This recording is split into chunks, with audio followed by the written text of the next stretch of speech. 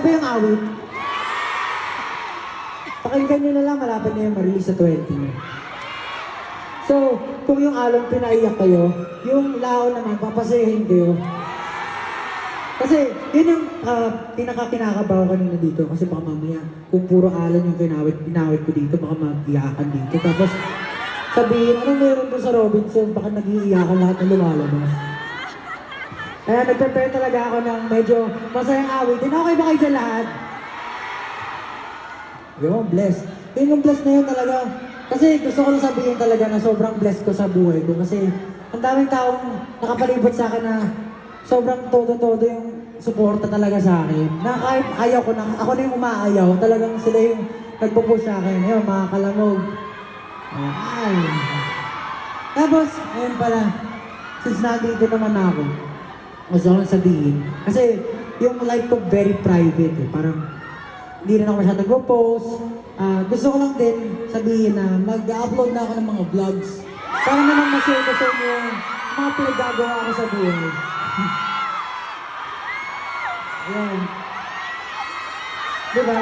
Kasi hindi ako nagpo-post. Sa Kotkit, hindi nyo ako nakikita. Sa Facebook, wala rin akong post kahit ano. So, ayun, mag-upload na lang ako ng vlog para at least, diba, mapapanood nyo yung nangyari sa buhay ko kung ano ang ginagawa ko sa buhay. Yes. Ginawa ko yun kasi, yun nga eh. Sobrang blessed ko eh. I feel like, hindi ko na ibibigay yung, hindi ko na ibabalik sa inyo yung mga suporta na binibigay nyo sa akin. So, before ako dumako sa last performance ko, last na, sorry. Gusto ko ulit kunin yung opportunity para pasalamatan. Siyempre, unang-una, Robinsons dahil merong una tour. Nandiyan din yung 1Z Entertainment. Si Coach Jay, siyempre si Coach Jay, napaka-tinding coach na mentor. Talaga nabibigay ng lakas ng loob sa amin, ng SB19. Sa W3, yan, napakalulugit na dancers.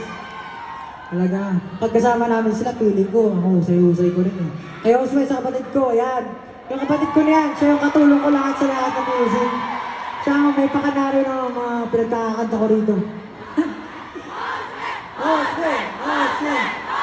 Isang backflip naman dyan. Hey, let's go! Tapos siyempre, sa mga hotdog at 80 na nandito kayo. Malulupit talaga kayo. Kayo yung bumubuhay na awitin ko eh. Maraming salamat. Eto, gusto ko, sa susunod na awitin ko, ay, nakalimutan ko pala sa salamatan SB19. Siyempre SB19. Ano, laging pinapalakas loob ko niyan. Talagang mahal na mahal ako ng mga yan. Pero yun po, bago po ako dumako sa susunod na awit. Para po sa lahat ng di pa nakakalala sa akin, ako po ulit si Pablo, galing po ng SB19.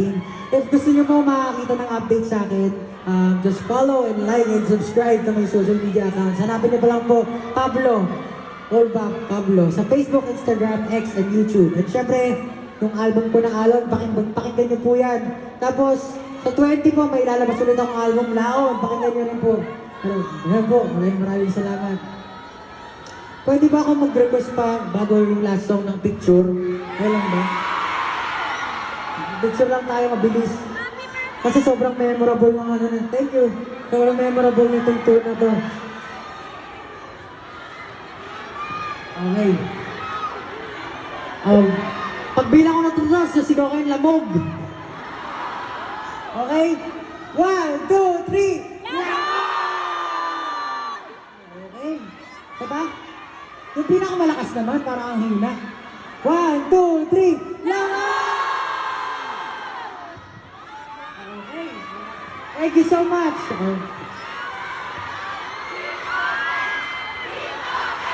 Isa pa.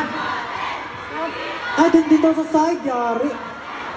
Hindi tayo patas. Sa side din daw.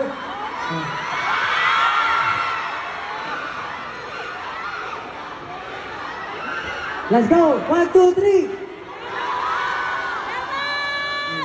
Okay na.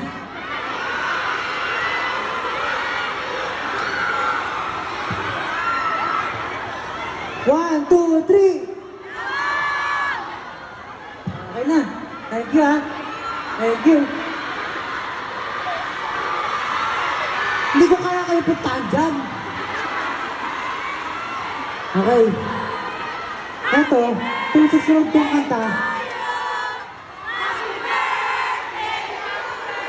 tapos na, uy. Tapos na yung birthday ko. Uy, nga pala.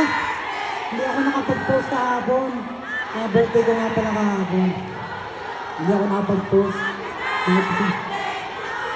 Pero maraming salamat sa lahat ng suporta. Sa mga bumate, nagbigay ng regalo. Thank you all so much.